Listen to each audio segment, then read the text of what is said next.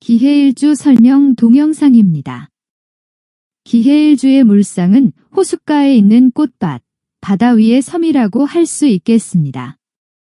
천간과 지지가 모두 음의 성질로서 수용적이고 인내하는 성향을 가지고 있다고 하겠습니다.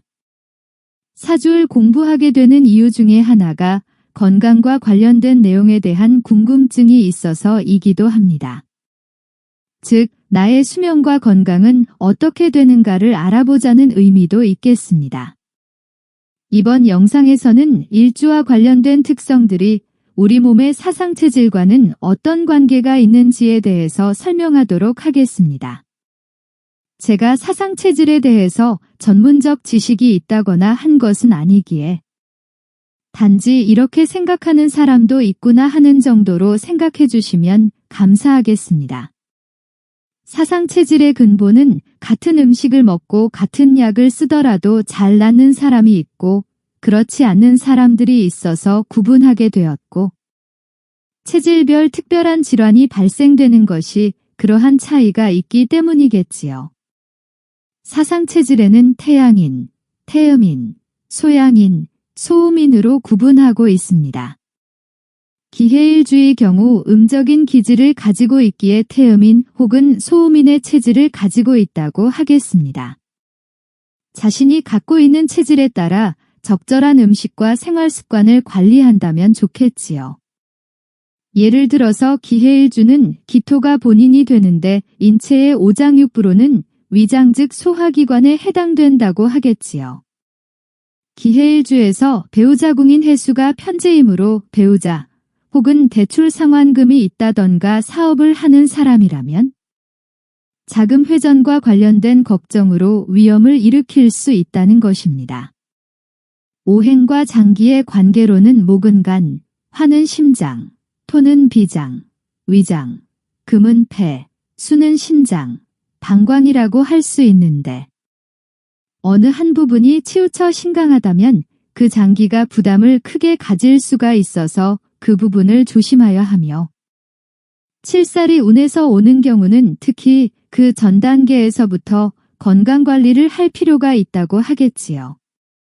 예를 들어서 기해일주가 인체의 장기로는 위장과 관련이 있다면 치료법으로는 평소 생활 습관으로 꾸준한 운동을 통해서 심장 기능을 강화해야 하며 돈과 관련된 문제로 고민을 많이 하는 것이 해로울 수 있다고 하겠지요.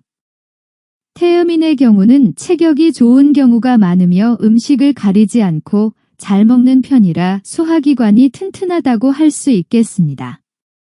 하지만 평소 건강을 자신하는 사람이 중년 이후에는 오히려 고생하는 분들이 많은데 결국 지나친 것은 부족한 것만 못하다는 것입니다. 어릴 적에 병약하였다는 사람들이 몸 관리를 잘해서 나이 들어 건강한 경우를 많이 보았을 것입니다.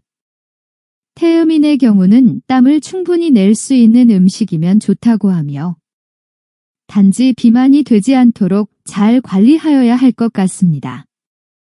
소음인의 경우는 속이 냉한 체질이라 소화 기능이 떨어지고 신경이 예민한 분이 많다고 합니다. 그래서 몸을 따뜻하게 하여주며 혈액순환을 좋게 해주는 음식이 좋다고들 합니다. 이제 결론적으로 기해일주의 오행의 인체의 장기간의 상생상극을 비교하자면 나는 위장이 주요 장기이기에 심장이 좋지 않으면 소화기 계통이 좋지 않아지고 소화기 계통이 좋지 않아지면 폐 기능이 약화되고 그것이 신장으로 전이가 될 수 있다는 말입니다. 본인의 사주에서 하나의 오행이 몰려있거나 상극을 당할 경우에는 건강이 나빠질 수 있다고 유추할 수 있겠습니다.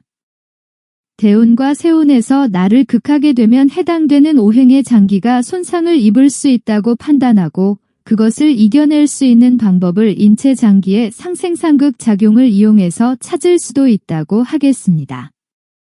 무덥고 습한 날씨입니다. 건강 조심하시고 행복하세요.